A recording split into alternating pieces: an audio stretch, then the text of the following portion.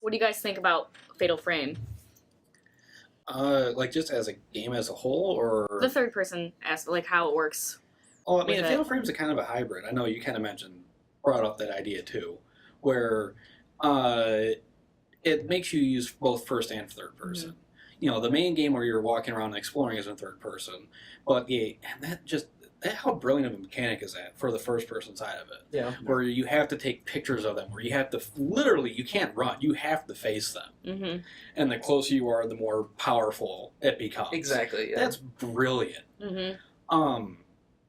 But yeah, I mean, just the Japanese horror games in general, though, were the third person where it always they were really good with camera placement for the third person, where it always made you look like you were being watched by something, not you were watching the character. Mm-hmm. Yeah. Yeah.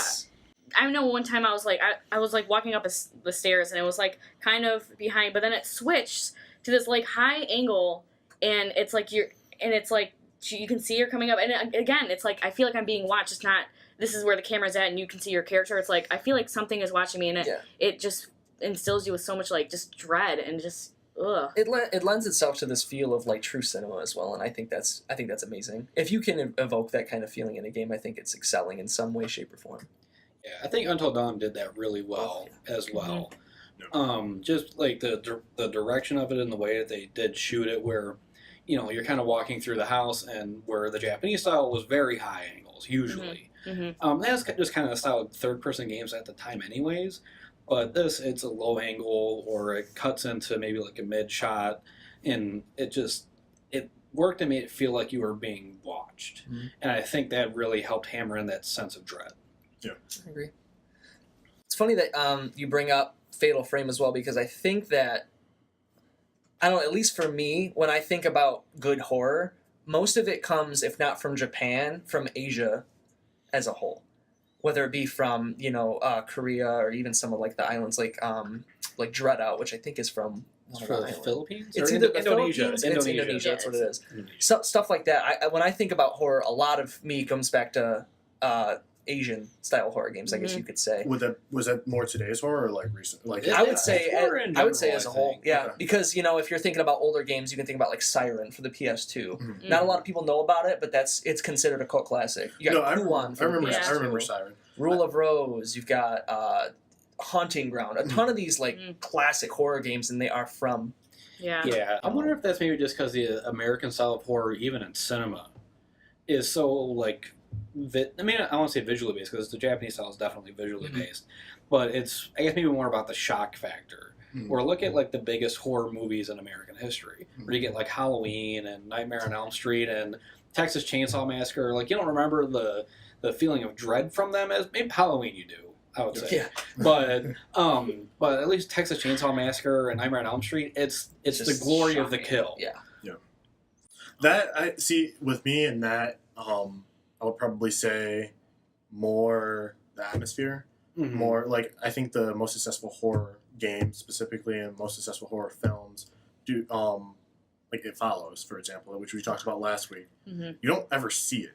Like, you don't need to see it. You don't need to see Michael. You don't need to see Jason. You don't need to see Freddy Krueger. You don't need to see them, but you know they're there. Mm-hmm. And so I think more so now than lately, I think American studios, I think American game studios have kind of picked up on that notion that you don't need to necessarily see the monster, which you saw with Until Dawn. Until like some of the scariest parts of Until Dawn, I remember watching some gameplay footage of it.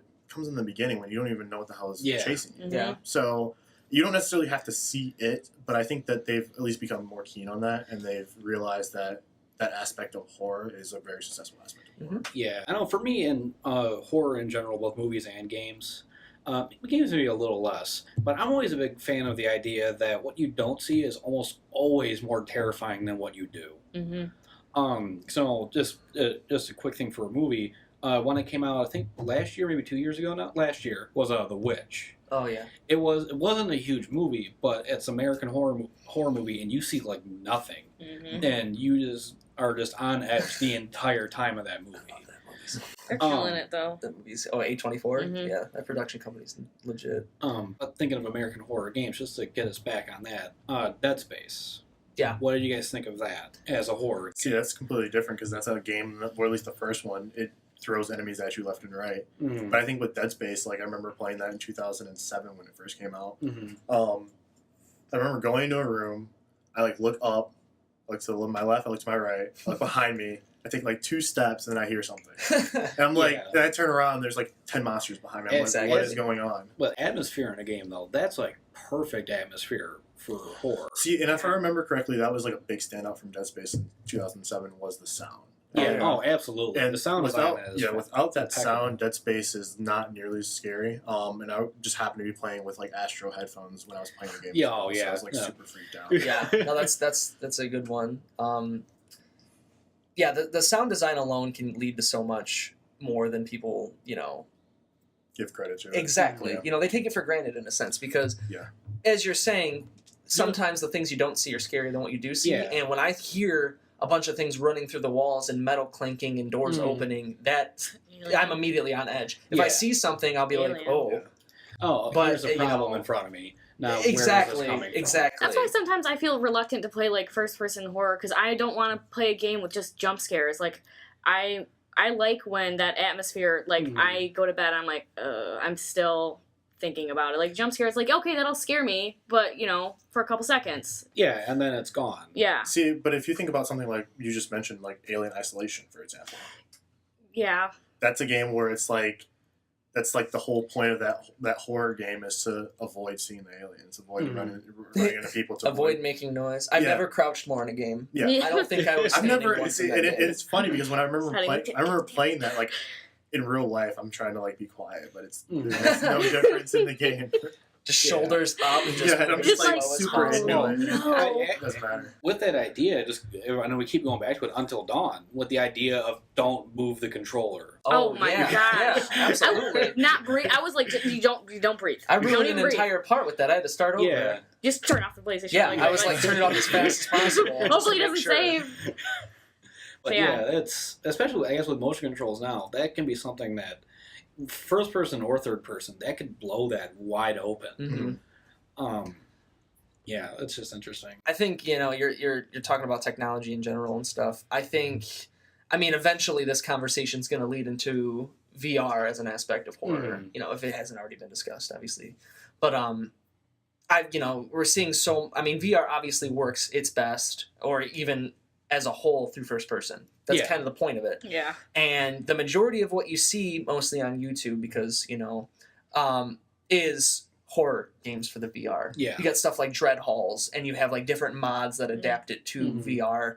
And some of those are absolutely terrifying. Like I understand like why people like freak out and turn off their computers and all that. Yeah, and it's funny because some people watching it might not understand, but you have no Yeah, you perception of can't- anything outside of that. Exactly. Like you feel like you are in that. Like putting on a VR headset's like It's a whole different experience. Oh, I mean, yeah, you're not absolutely. used to it. You cannot get used to it, at least not for a while. You have to definitely integrate yourself into this entire new media, in a sense. Do you guys think that third person with VR could actually be like a thing that works? I as would well as I first would person? love to see it. that would be It could- awesome. I think, we were mentioning Fatal Frame as a hybrid. I definitely could see it working in some sense as a hybrid, as a base. But even from there, depending on, even like perspective of what is actually being, seen or whose eyes it's being viewed through as a third-person game, I think you could implement VR in really interesting ways. Yeah. Yeah, I would like to, for VR, I would like to see something, or at least I think it'd be interesting to see something where it's two players. You have one person just kind of controlling, their character in maybe third or first person mode, which is a controller. And then the person in the VR headset's third person, and they're like looking down on them, and they're controlling the environment. I think that would be kind of interesting to see, where it's who can make the person in the VR headset can make it harder. Yeah. For the person playing the character. Yeah. I mean, they're It sounds working like on it. Evolve type of experience with like a VR or something. In a sense, yeah. Yeah. That just makes me think of Keep Talking and Nobody Explodes. Oh, that want to talk about a terrifying game. If we're talking about horror, let's talk about a game where you have to defuse bombs and you can't see the manual that tells you how to defuse bombs. Yeah. But yeah. Well, to wrap it up, I would say, I think third person can still definitely be terrifying. Even though first person is the most popular, I think it is definitely, especially when executed well, gosh, some of the atmospheres it can create. It's delved into the realm of action a lot more often than it should, in my opinion, and I agree. think it needs a resurgence in some way, shape, or form, which I guarantee we'll see pretty soon. Yeah. Pretty soon.